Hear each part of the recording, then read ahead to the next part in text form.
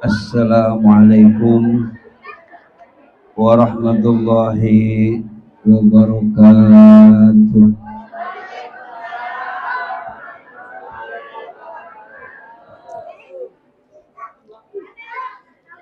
Bari sanajan kapaksa ngajawab salam nanya. Anu semangat ya tuh ngajawab salam teh. Geus mah muka-muka penuh masalah ngajawab salamna lemes. Ngucapkeun salam teh sunnah, ngajawabna wa didoakeun ya ku Pak Ustad. Ibu-ibu anu ngajawab salamna pedas, insyaallah didoakeun salakina sing soleh. Bapak-bapak ya anu cicing wae didoakeun sia. Budu bisa awak-awak sia. Bismillah, alhamdulillah, wassalatu wassalamu ala rasulillah, wala hawla wala quwata illa billah, subhanaka la ilma lana illa ma'alamtana, innaka antal alimul hakim. Alhamdulillah, dengan kudrat dan iradatnya Allah pada malam ini kita bisa bersilaturahim taklim dalam rangka memperingati Isra wal Mi'raj di Masjid Ar-Rahman. Semoga perkumpulan kita malam ini dijadikan saksi oleh Allah yang kelak akan menghantarkan kita semua dalam surganya Allah. Amin ya Rabbal. Yang kedua kalinya sholawat beserta salam semoga dan senantiasa tercurahkan teruntuk haribaan Nabi kita, Nabi besar Muhammad. Semoga dengan sholawat dan salam kelak kita mendapatkan syafaat dari beliau. Amin ya Rabbal. Ya anu hadir lobana urang nuwauh, pokoknya mah kurang disebutan yang terhormat, kira-kira setengah jam. Pak DKM, Pak Haji Mukadi, terus sama apa kali itu tuh? Ibu-ibu mana ya aing wauh teh ya?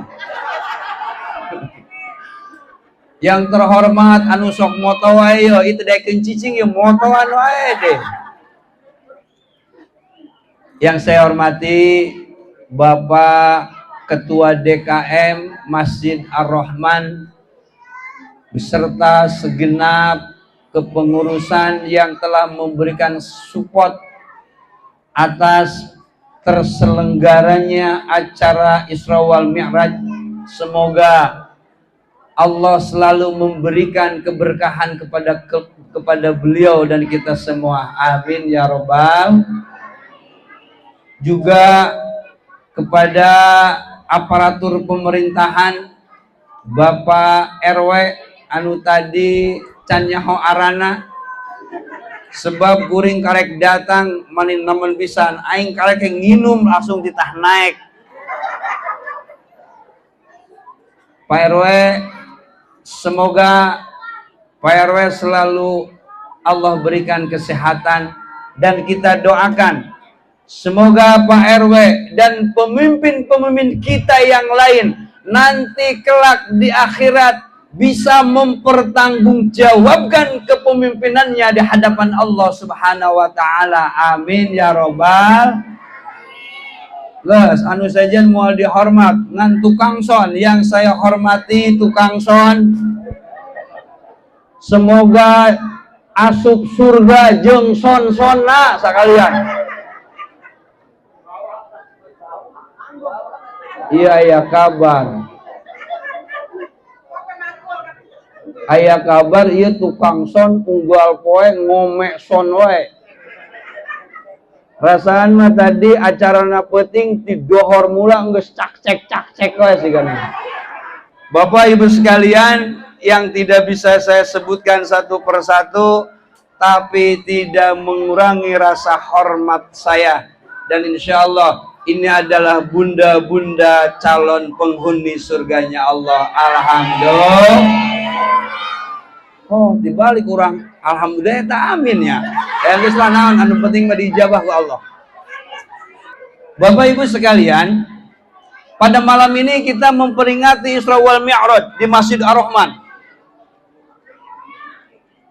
Temana naon? Menggapai kesempurnaan ibadah melalui pelajaran Isra wal Mi'raj. Gambar saya pun tertera dengan jelas dan begitu tampan lagi unyu-unyu. DKM sebenarnya mah kalau saya ngaji aya baliho, aya gambar kuring. Sebenarnya mah saya teh ngeri-ngeri sedap. Lah bener.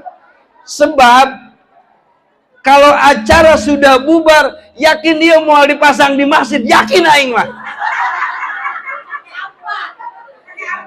Buset pakai ampar, beungeut aing didiukan. Geus diuk hitut. Jeung lebih parah deui, ieu gambar baliho dipake nutupan kamar mandi. Buset.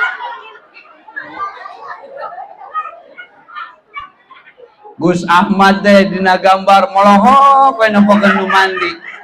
Mending nu mandina parawan ieu pas nini-nini buset teh. Masih mending kene mandi pas anu asup ka kamarina modal coba rek kumaha. Piraku gambar urang nempokeun nu modal. Ya guys, tenan naon.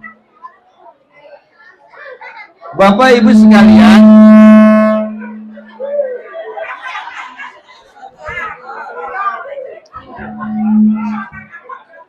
aing ngerbeuting ngimpi naon dinya.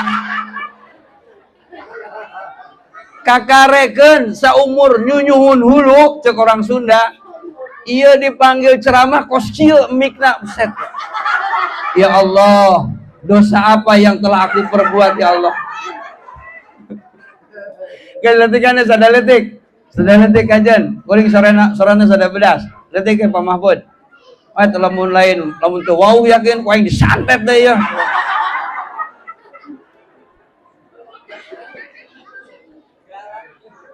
Bapak Ibu sekalian, pada satu ketika Nabi sedang duduk-duduk dengan para sahabat. Kemudian Nabi berkata, "Wahai para sahabatku, kelak nanti aku akan merindukan seseorang di hari kiamat. Nanti pada hari kiamat, aku akan merindukan sekelompok manusia yang rasa rindu itu terus menggebu dan terus tumbuh berkembang." Ketika Nabi mengatakan bahwasanya Rasul merindukan umatnya, barang tentu sahabat pun kegeeran. Wah, pasti ya cek sahabat, ini orang yang Nabi rindukan kelak di akhirat adalah kita-kita semua para sahabat. Karena kenapa? Karena para sahabat dalam rangka mendampingi dakwah Nabi, jangankan harta, jangankan pikiran, nyawa pun para sahabat rela untuk mengorbankan. Pantas kalau memang nanti kelak di akhirat para sahabat akan menjadi manusia-manusia yang akan selalu dirindukan Nabi. Jadi para sahabat teh kageeran. Wah, pasti ya orang anu dirindukan ku Nabi mah lain orang Graha Citra. Kemudian Nabi bertanya, "Wahai para sahabatku, tahukah kalian siapa orang selama ini yang aku rindukan kelak di akhirat?" Para sahabat pun menjawab, "Ana wa nahnu ya Rasulullah." Mungkin kita semua Nabi yang selalu engkau rindukan. Apa jawaban Nabi? Ketika sahabat mengatakan bahwasanya dirinya yang selalu dirindukan Nabi, Nabi pun menjawab, "Wahai para sahabatku, bukan kalian yang selalu aku rindukan kelak di akhirat, tapi orang-orang yang selalu aku rindukan adalah orang yang beriman kepadaku tapi tidak pernah berjumpa denganku dalam hidupnya." Amati bahasanya. Orang yang iman kepadaku, kata Nabi, tapi dia tidak pernah berjumpa dan bersua dengan diriku, kata Nabi. Berarti siapa isinya? Adalah umat akhir zaman yang tidak pernah bertemu dengan Nabi, tapi iman kepada Nabi, sebagaimana hadis yang disampaikan oleh Nabi. Tuba liman aman Nabi walam yaroni, kata Nabi. Berbahagialah orang yang beriman kepadaku, kata Nabi, tapi mereka dalam hidupnya tidak pernah berjumpa dengan aku, kata Nabi. Berarti kesimpulannya, orang-orang yang dirindukan oleh Nabi kelak di akhirat adalah kita semua yang hadir pada malam ini, atau umat Rasulullah yang iman kepada Nabi tapi dia tidak pernah berjumpa dengan Nabi. Alhamdulillah. Berarti Bu, orang teh ieu teh jelema-jelema wajah-wajah yang selalu Nabi rindukan. Betul? Kita bapak-bapak beriman kepada Nabi tapi tidak pernah berjumpa dengan Nabi. Berarti kita adalah orang-orang yang selalu yang dirindukan oleh Nabi. Dan ini suatu anugerah yang luar biasa dan termasuk kasih sayangnya Allah Subhanahu wa ta'ala. Terus yang jadi pertanyaan, iloknya banget-banget kos kieu dirindukan ku Nabi. Ieu muka-muka penuh dengan masalah ya. Aya mungkin anu hadir ke pengajian ieu tas pase aya jeung pamajikanana ku yang ditempo ya. Atau mungkin ayah ibu-ibu tadi sebelum berangkat ke pengajian tas molototan salakinya. Aya eueuh ya. Ieu ka ambeuna tas nyarekanan salaki. Walaupun kita muka pas-pasan, walaupun kita hidup banyak masalah, tapi tenang ibu bapak sekalian, kita adalah manusia yang bahagia. Kata Nabi, dikatakan tuba liman aman Nabi, berbahagialah orang-orang yang iman kepadaku, kata Nabi, tapi dia dalam hidupnya tidak pernah bersua dengan Nabi. Alhamdulillah ya. Kosio ge ya umat anu memang selalu dirindukan ku Nabi. Bapak Ibu sekalian, untuk menjaga dan menumbuh kembangkan bagaimana Nabi untuk selalu rindu kepada kita kelak di akhirat, maka sambunglah, tumbuhkanlah rasa rindunya Nabi dengan apa? Di antaranya dengan kita selalu menghadiri tempat-tempat pengajian. Alhamdulillah ya. Malam ini atas kerjasama dan yang begitu luar biasa dari panitia bisa menjelmakan pengajian. Walaupun anu ngaji nate jauh ya penceramahna diundangna.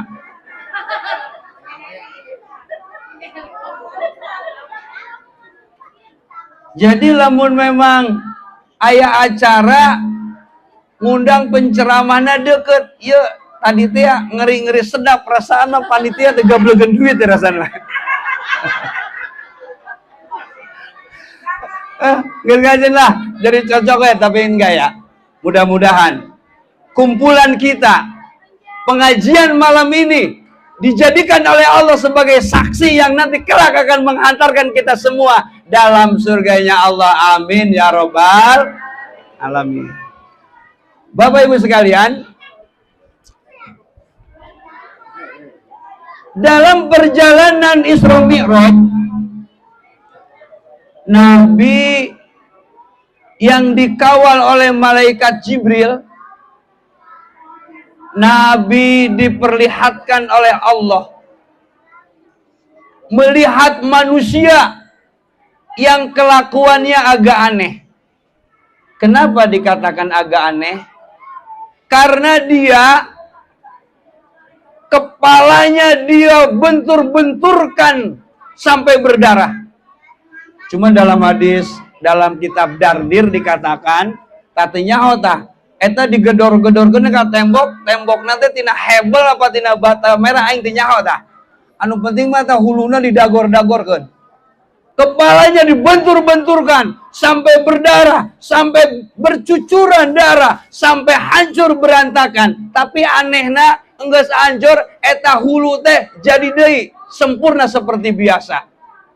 Sudah terbentuk lagi sempurna, ternyata didagor-dagorkeun deui wae ku sorangan, tepikeun ka hancur dan terus-terusan begitu sampai Nabi kaget dan Nabi pun bertanya kepada Jibril, "Ya Jibril, man haula?" Hei Jibril, itu siapa? Kok kelakuannya aneh?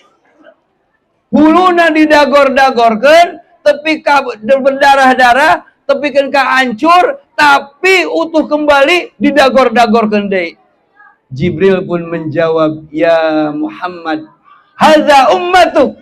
Muhammad, eta teh umat kamu yang alladzina fid dunya yatakassaluna bisalah. Mereka adalah umatmu yang waktu di dunia malas melaksanakan sholat. Bukan meninggalkan sholat, cuma lamun arek sholat teh mani hese. Halo, sia cari cingwai, iya tukang nunda-nunda sholatnya. Cari cingwai ya. Nah, eta. Tapi insya Allah di dieu mah eueuh. Tapi aya nu katempo sok nyekelan wae remote ya. Azan isya sinetron can anggeus. Aya teu? Tah. Terus cekelan remote sia tepi ka peuting, ke di akhirat sia didagor-dagorkeun sirahna ku sorangan. Itu umat yang bukan meninggalkan sholat, cuma dia malas, dia ogah melaksanakan sholat, bahkan sholat pun waktunya sampai habis baru dia melaksanakan sholat. Makanya momen Isra Mi'raj pada malam ini, mari kita jaga sholat kita dengan menggapai kesempurnaan ibadah, terutama ibadah sholat. Karena semua ibadah yang paling terpenting itu adalah sholat.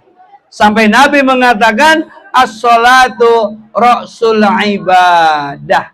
Sholat itu pokok daripada ibadah. Ibu sering melaksanakan umroh, berangkat umroh tiap tahun. Ketika ada santunan yatim, menyantuni yatim. Ketika punya saudara sedang mempunyai masalah, ibu tolong. Tapi ibu tidak pernah melaksanakan sholat. Jangan harap ibu dengan umrohnya, dengan sodakohnya, dengan menyantuni yatim akan menyelamatkan ibu kelak di hadapan Allah Subhanahu wa Ta'ala. Kalau memang ibu tidak pernah sholat. Penting sholat, penting sekali.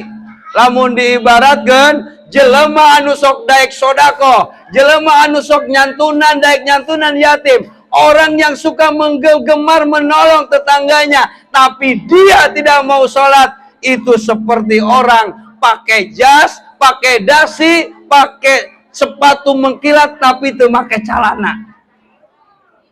Pantas dah? Pakai tiung, pakai bajunya sepotong ke atas, sendalnya itu bagus, tapi teu make rok. Eta gambaran orang yang beribadah, bersodakoh, haji, umroh dan lain sebagainya, tapi dia tidak mau sholat. Dalam arti ibadahnya ditolak oleh Allah. Sebab apa? Sebab dia meninggalkan ibadah yang pokok berupa sholat. Makanya Bapak-bapak Ibu sekalian, saya juga bukan termasuk orang yang sudah pandai menjaga sholat. Ya, Pak DKM sarua, Pak Ustadz ge sok loba kodok, kaberangan. Ya. Tapi ya ngaji lah ya. ngaji fikih heula. Lamun subuh kaberangan atawa salat naon wae kaberangan, dohor kalewat, ulah sok langsung diantep wae. Wajib mengkodok salat itu harus seketika. Subuh hudangna jam 7 langsung mandi wudu kodok salat. Ulah ditiir engke jeung salat zuhur. Apalagi perempuan nih. Karena perempuan kalau nunda-nunda sholat seperti zuhur, jam 12 sudah masuk waktu, jam 1 belum sholat juga, jam 2 belum sholat juga, setengah 3 belum sholat juga, ternyata datang bulan head. Coba, dorakan atau double. Datang men. Dorakana double, walaupun bapak-bapak lain mencret bapak-bapak mah. Ya, ngaji fikih lah ya. Lamun boga kodoan sholat, subuh kaberangan, buburu langsung sholat kodoan harita. Supaya naon? Supaya kunutna kagarang panon poe. Kunutna kunut subrang. Komo ngodoanana di masjid. Pawawan. Sugan teh salat duha, geuna aya kunutan. Eta ngaranna duha anu dimodif eta. Wajib kata ulama qada salat fauron. Ngodok salat teh buburu, hudang langsung qada. Lamun ditunda-tunda dosa terus salilana tah. Ustaz, kumaha? Kuring salat teh karek ayeuna dimulai balik tepikeun kaboga anak duan teu salat. Salat teh ayeuna we gara-gara wau jeung DKM. Berarti sabaraha waktu anu ku urang ditinggalkeun. Iya emang jadi masalah ya. Ini mah mungkinnya bisi kajian ngaji heula. Kalau ada jamaah mungkin dari balik ayeuna geus rumah tangga sampai sudah punya anak 1-2 belum mau sholat, ternyata Allah kasih hidayah ayeuna rajin sholat, tah sabaraha tahun teu ngalaksanakeun sholat. Apa eta wajib dikodok? Wajib urusan. Aku mau ngodona Ustaz, pugu sholat anu arek datang wae geus wegah ye. Wayahna ulah elek ku ngridit motor ge benang dikredit, maka kodoan sholat ge teu naon dikredit. Setelah sholat zuhur wayahna tah kodoan sawaktu ulah diengke-engke. Setelah sholat asar berjamaah di masjid, uluk salam wiridan, berdiri lagi kodoan sholat maghrib gitu. Jadi dicicil. Tah, dicicil terus kodoan beak modar we tah, salamet. Tapi kodoan encan lunas, Allah cepat memanggil. Ini yang jadi masalah. Makanya sok yang punya kodo sholatnya wayana kodoan ti aina dicicil. Bapak Ibu sekalian, melihat daripada tadi sejarah Nabi ketika Isra Mi'raj, Allah perlihatkan Nabi dengan orang yang tadi kepalanya dibentur-benturkan. Ternyata apa? Sholat itu perlu untuk kita jaga. Jangan sampai kita lalai untuk meninggalkannya. Karena sholat begitu penting dalam ibadah umat Rasulullah Sallallahu Alaihi Wasallam. Intina wayahna sholat teh tong digagampang. Saya cerita dulu pada zaman Nabi Musa ada seorang perempuan gadis, maaf yang hamil di luar nikah. Ayo di dia anu parawan reuneuh ti heula. Aya teu? Insyaallah didoakan, mudah-mudahan lingkungan Geraha Citra, gadis-gadis putri-putri kita jadi putri-putri anu soleha, amin. Makanya budak teu ditah ngaji. Ya.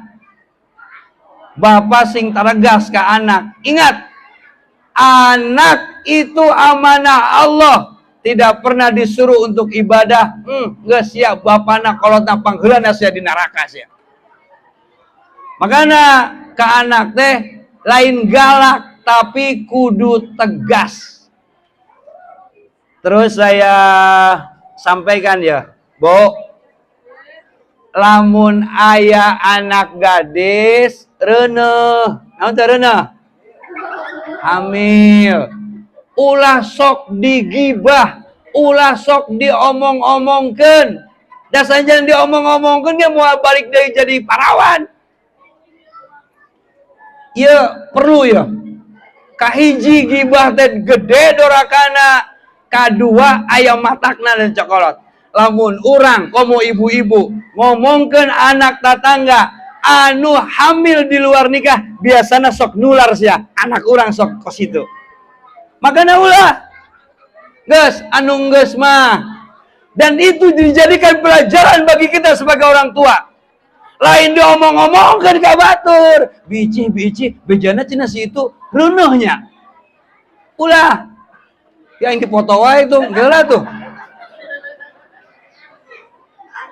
Sering ya keur ceramah dikirim ku eta teh, aing keur calanga bae yo.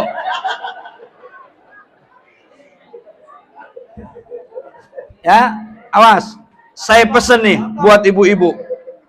Lamun aya tatangga kena musibah, mungkin takdirnya karena mungkin kelalaian orang tua atau keimanannya anak gadis itu kurang kuat, pek we hamil, wayahna ulah sok wani-wani ngomongkeun, bising nular ke anak urang, daek teu? Makana ulah dasarnya diomongkeun ge moal dosana leungit, malah mah urang malah bikin nambah dosa. Gibah teh gede. Kembali kepada cerita tadi. Ada seorang gadis hamil karena dia malu kepada lingkungannya, akhirnya kandungannya dia gugurkan. Ternyata dia merasa dosa besar. Dan dengan mengaku bahwa itu dosa besar, dia pun datang ke hadapan Nabi Musa. Wahai Nabi Musa, apakah Tuhanku akan memaafkanku karena aku telah melakukan dosa besar? Nabi Musa bertanya kepada gadis itu, wahai gadis, dosa apa gerangan yang telah engkau lakukan? Gadis itu sambil menangis dan bercucuran air mata, dia mengatakan dosanya di hadapan Nabi Musa, ya Nabi Allah, aku telah berzina. Dengan berzina aku pun hamil. Karena aku hamil malu, akhirnya kandunganku aku gugurkan. Berarti aku melakukan dosa besar. Pertama aku berzina, kedua aku membunuh. Apa dengan dosa yang telah aku lakukan Tuhanku akan memaafkanku? Kata gadis itu. Maka Nabi Musa berkata, wahai gadis, terlalu besar dosa yang telah engkau lakukan. Tidak akan mungkin Tuhanmu akan memaafkanku. Bahkan aku sebagai Nabi Allah, aku tidak sudi lagi melihat wajahmu. Maka pergilah dari hadapanku. Aku sudah tidak mau lagi memandang wajahmu, manusia penuh dengan dosa.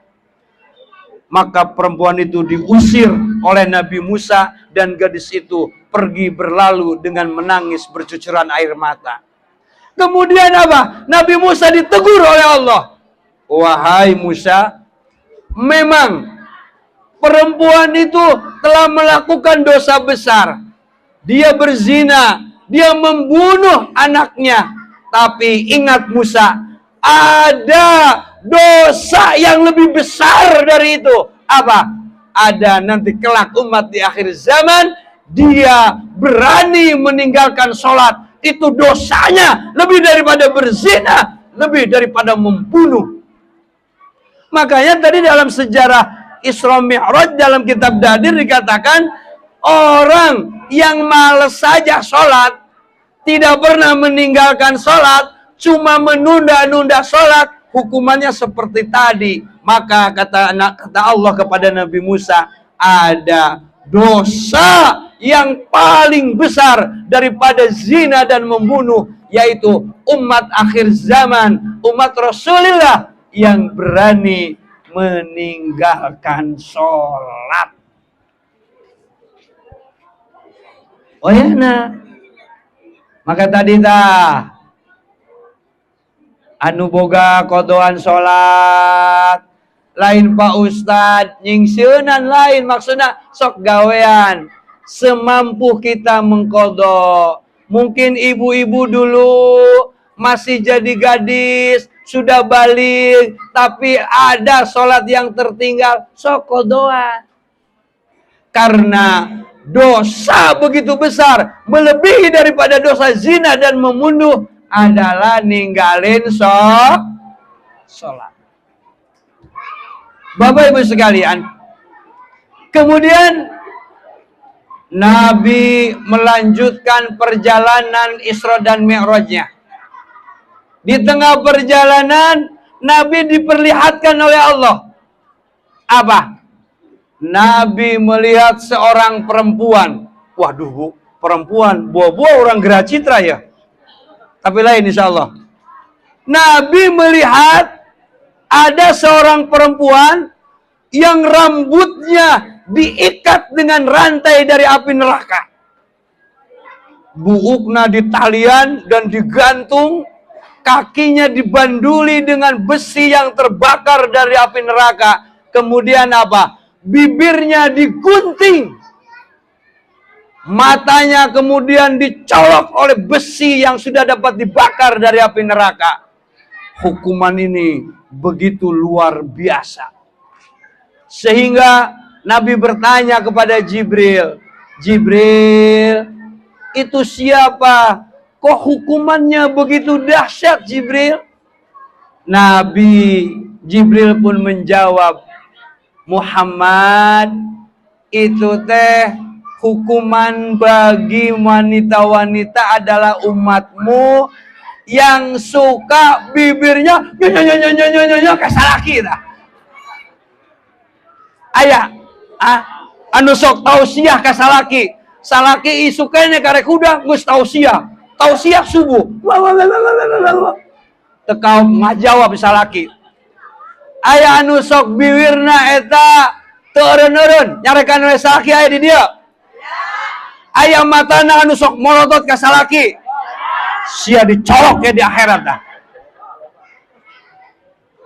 Makana dalam penelitian, kenapa warga Indonesia, penduduk Indonesia anu pangheulana paeh teh bapak-bapak?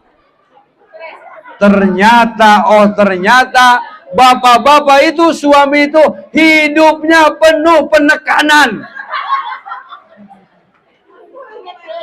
Diimah, dicare kanan ku pamajikan, mangkat ke pagawean, dicare kanan ku bos, balik di tengah jalan bana kempes, cukup sudah balang saksia.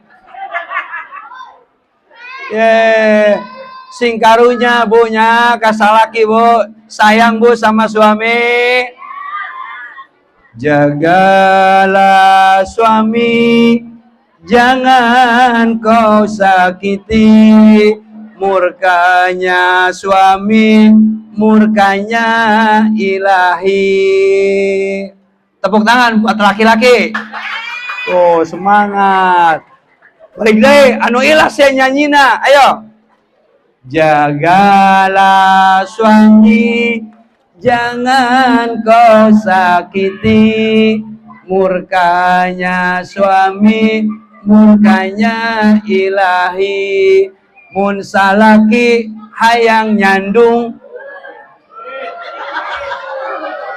saya yang nyandung tuh, lu beda satu barang.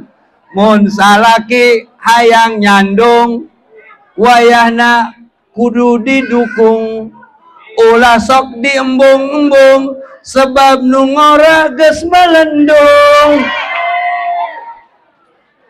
Aduh, Banget koski hayang nyandung aing teu percaya dah. Ya Bu, siap taat ka salaki? Tak kos tadi dah. Kos tadi. Makana lamun keur ngaji ieu guru abdi osok ngobrol, Muhammad lamun ngaji teh ulah tegas-tegas teuing. Ngaji mah seserian weh, karunya ka jamaah. Mungkin jamaah teh tadi gara-gara ngaji teh tas dicarekanan ku pamajikanana. Geus mah dicarekanan ku pamajikan, mangkat ka pangajian disingsieuneun neraka, buset setruk ngora-ngora eta. Ya. Wayana. Tapi ya lalaki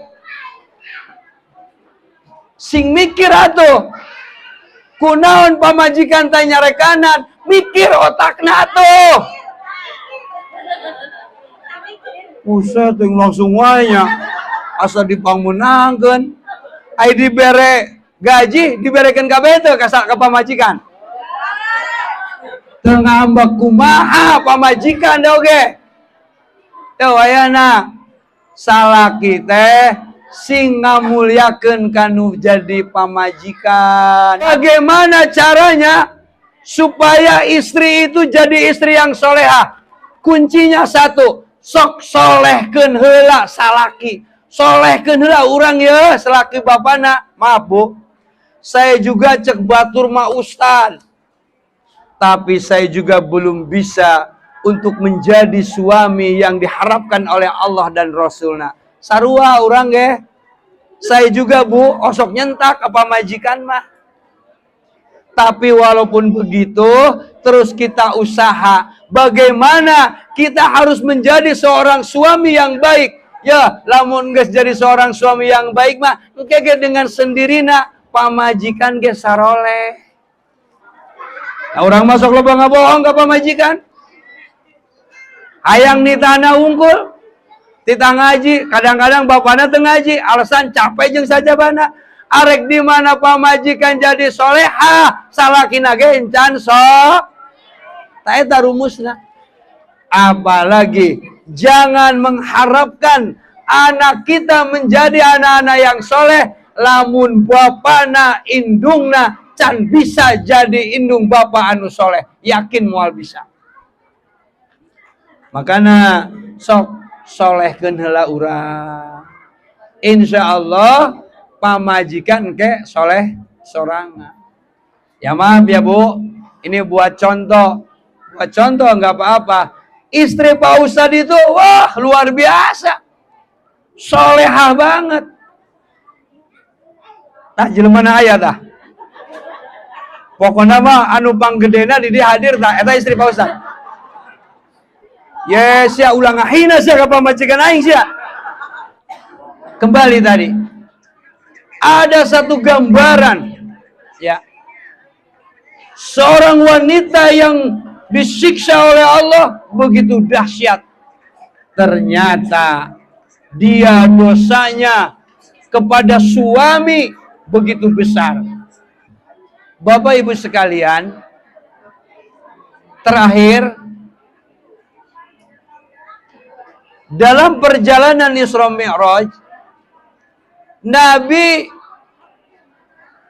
diperlihatkan ada manusia yang dirinya, badannya direndam di api neraka. Kemudian apa? Seluruh rambutnya, seluruh badannya dibakar oleh api neraka. Itu adalah hukuman bagi manusia yang terutama ibu-ibu yang suka mempertontonkan orang. Wayana punya, wayana ditutup. Komo yang ngebaca hadis mah. Ada seorang manusia, jangankan dia masuk ke dalam surga, mencium aroma surga pun tidak akan pernah oleh Allah diizinkan. Siapa mereka? Adalah manusia-manusia yang waktu hidup di dunia dia gemar mempertontonkan aurat. Nah iya ya. Ilain ibu-ibu ya, bapak-bapak gaya.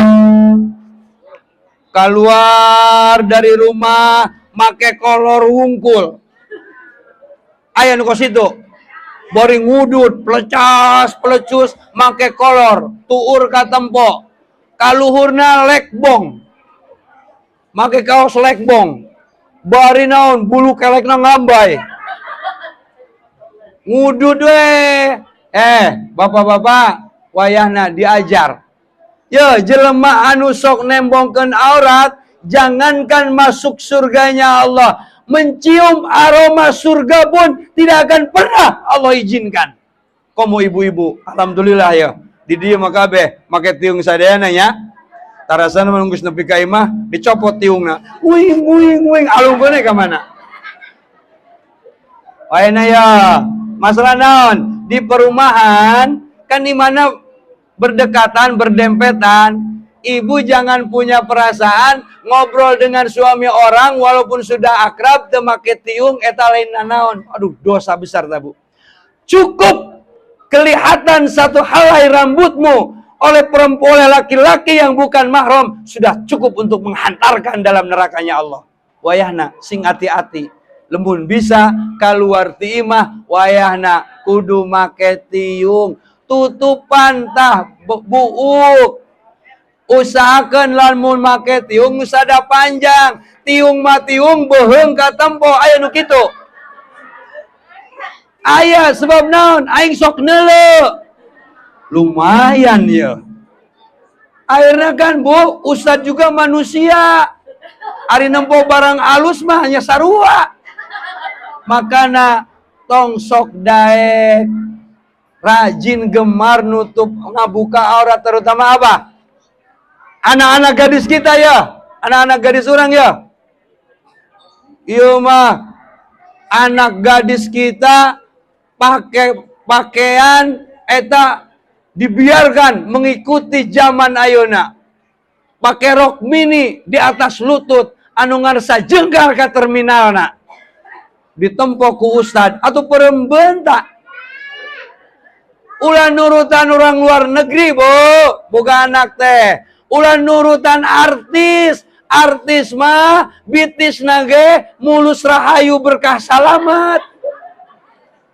Ya, bitis anak mane mah digarok murudul. Aing heneg nempo nage. Sok. Momen daripada Isra Mi'raj, sok kita tutup erat aurat kita rapat-rapat. Terutama ibu-ibu ya. Ibu-ibu yang ada yang suka naik motor ya. Tawayana dah. Eta mata ngaranna menang make legging. Ya. Iya bener. Tertutup aurat tapi make legging sehingga apa? Lekukan tubuhna kelihatan sarua jeung tata ranjang sia. Saya sering melihat di ini di lampu merah kita ngerem, ternyata di sampingnya datang motor, ternyata pakai legging, wow seksi, ai barang ditempot teh bangsat, nini haram ciado si aing teh, doraka, waduh bener, pakai legging, badannya tadi bohainan semok, ori ditempot teh bongot geus kariut ieu na.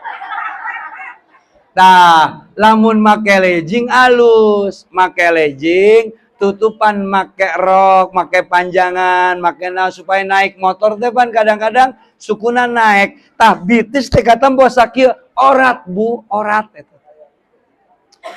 Sebab apa?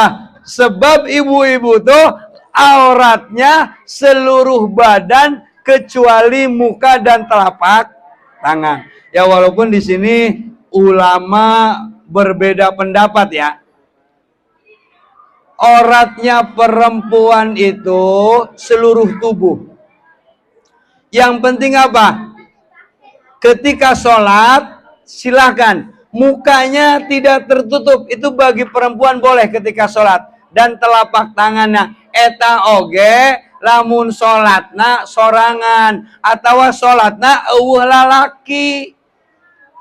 Tapi tenang, aya nu ngameunangkeun. Al Imam Ar-Rafi'i mengatakan auratnya perempuan itu baik dalam sholat atau di luar sholat, muka mah terserah, kelihatan juga nggak apa-apa. Makanya seperti pengajian ayeuna ya, ada yang tidak pakai cadar, nggak apa-apa. Saya juga sering sampaikan, awas ibu-ibu, kalau jamaah di masjid ya, usahakan siap wuduna di imah. Ya yang suka sholat ke masjid berjamaah ibu-ibu, wayahna wuduna di imah, cek aing di imah, naon? Sia wudu di bak mandi, walaupun bak wudunya dipisah laki dengan perempuan, tapi terbuka.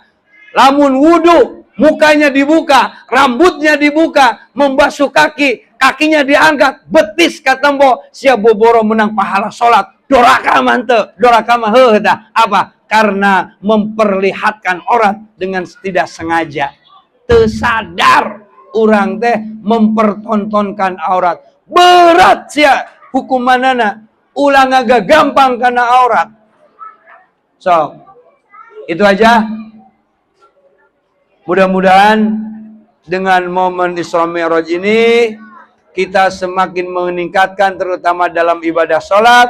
Terutama saya pesan, tutup aurat rapat-rapat. Ibu harus punya falsafah. Aurat saya hanya cukup untuk suami saya di rumah. Aurat saya tidak akan pernah saya pertontonkan kepada orang lain kecuali suamiku yang menikmati. Gitu atuh. Ieu mah ari kalalaki batur jentrak-jentrik, ai diharapkeun salaki dangdan ge meni bau barsem arek sare. Nya gimana salaki betah di imah.